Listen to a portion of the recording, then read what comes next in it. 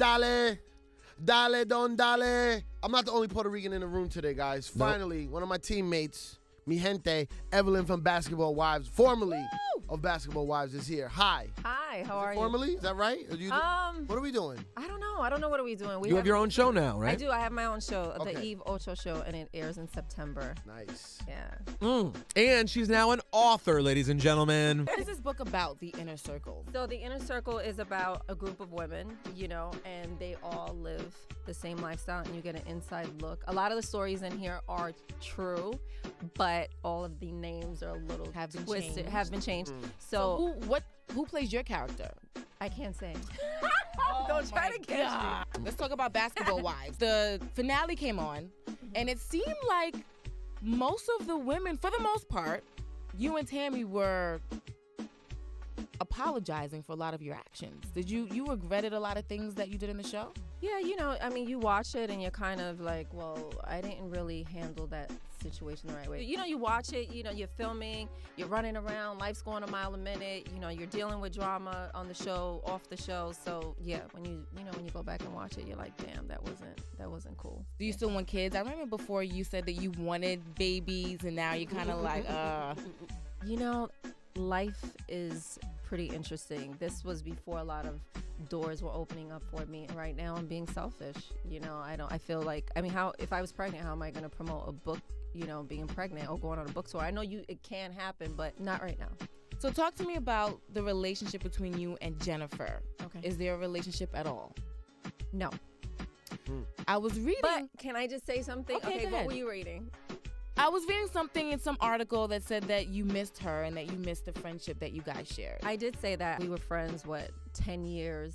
You have good times, bad times. You go through relationships with each other. So yeah, there were things that I missed. I don't wish her anything bad or negative. The show and things just went too far.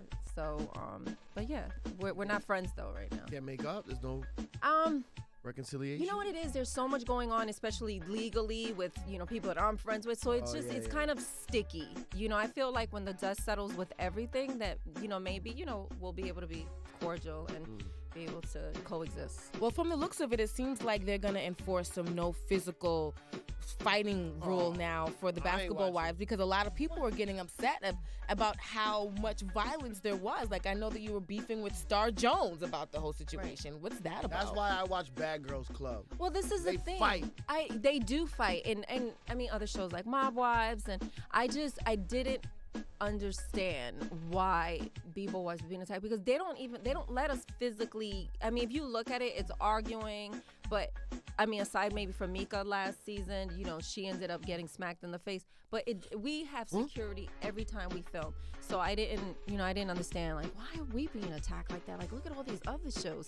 But I think it's because we're a little older and people expect something different. Well, the lawsuit that Jennifer put against your assistant now and her former friend, I think probably put the hammer down on that. Yeah, it just became, well, and that's another thing. It's I don't know, where I'm from, you can't stir the pot and say things and do things and not expect for anybody to step to you, or listen, we grew up differently, but I know, growing up in the Bronx, if you're talking smack, things happen. So what does your man say about the whole fighting thing? You come back home, you're like, babe, you won't believe what happened today.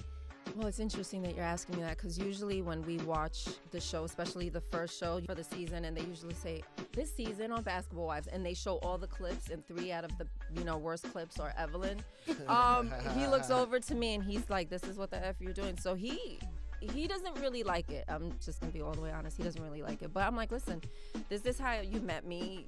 This is how I've always been. He better not try to change you. He's not trying to change me, but he's like, dude, you need to bring it in a little bit. Like, really, you threw a bottle at somebody. Like, what is wrong with you? I can't knock him for that. He makes a good point. That is a little extreme. No, it is. And we were watching it with his grandmother was there. We were watching the premiere. Well, now that's his mistake. Why would you watch that with a grandmother in the room? Yeah, and he's making it worse, because he's like, he calls her mommy, his grandmother. He's like, mommy, look at what Evelyn's doing on TV, you know, throwing salt. And I'm like, oh my Snitching? God, he was snitching.